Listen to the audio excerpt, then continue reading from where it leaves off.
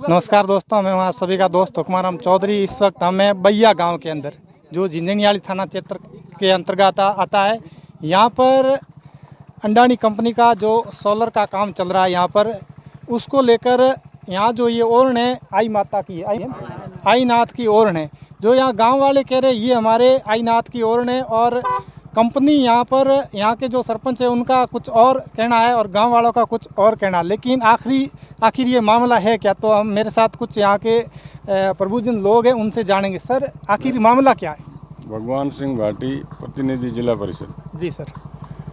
आखिरी मामला ये है कि भैया गांव में 8,000 बीघा जमीन है जो इसको अडानी कंपनी को अलॉटमेंट हुई थी। उसमें 2,000 बीघा जमीन है वो ओरण की है, ओरण और गोचर की है। उसके लिए लोग चाहते हैं कि ओरण में ये प्लेटें नहीं लगनी चाहिए, तो उसके लिए ये लोग इकट्ठे हुए हैं और संघर्ष कर रहे हैं।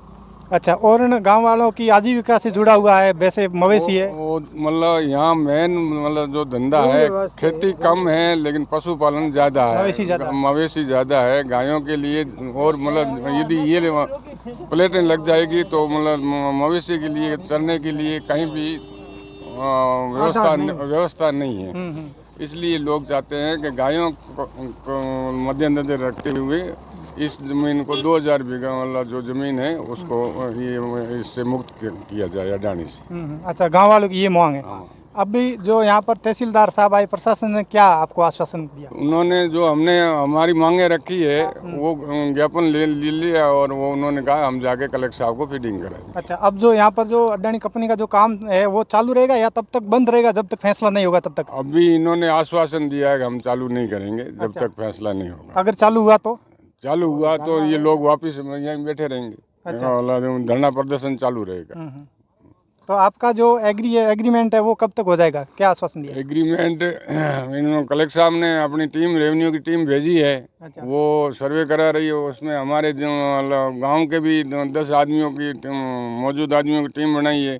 वो संयुक्त रूप से दोनों वहाँ जाके ये सर्वे करके और उनको चिन्हित करके और उनके खसरे उसे हटाने के लिए जो भी खसरे आ रहे हैं उनको कलेक्टर साहब को भेजेंगे।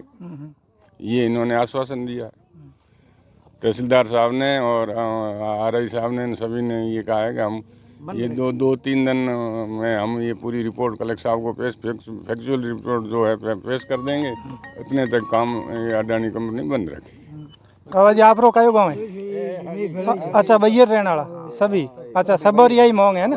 मोरे खुलासो नहीं हो जब तक काम बंद रही है, सीधी बात है। कौन नहीं आगे मोरे ओरण और गोचर भूमि है जो थोड़े बचनी चाहिए है ना? हां, ये बात है। ये तो मेन पशुपालन का ही धंधा है। पशुपालन मतलब गायां कहाँ बैठाएंगे? और मतलब जो हमारे गांव की आबादी है उसको विस्तारित करने के लिए जगह ही नहीं रहेगी। मतलब लोग आगे आबादी की जमीन ही नहीं रहेगी। वो मतलब लोग आजीविका की जमीन, आजीविका की जमीन तो है हमारे पास, लेकिन गायों के लिए, बैठने के लिए, बकरियों के लिए, चराने के लिए मतलब ये मतलब खत्म हो जाएगा ना सब। ये यदि और मतलब ये नहीं छोड़ते हैं, कंपनी ले लेगी तो। और ये इसकी जो अलॉटमेंट है वो गांव के बिल्कुल 200 मीटर तक प्लेटें आई हुई है। लोगों का निकलना ही मतलब तो एक तरफ सरकार कह रही कि हम लोग पर्यावरण बचा रहे, लेकिन अभी यहाँ जो सोलर का काम चला, सारे यहाँ के पीछे जो मैंने देखा पेड़ पूरे काट दिए, तो फिर सरकार कहाँ पर्यावरण बचा रही है?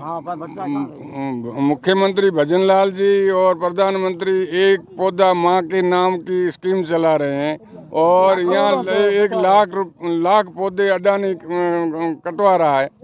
तो ये मतलब सरकार की क्या पॉलिसी है हमारे मतलब समझ में नहीं आ रही।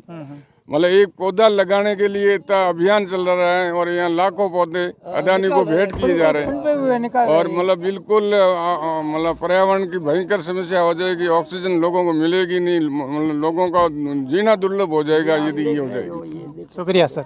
तो दोस्तों, ये थे बैया गांव के जो प्रबुद्धजन लोग थे। इनका ये कहना है कि हमारी ओरण बचनी चाहिए, हमारी गोचर भूमि है वो बचनी चाहिए।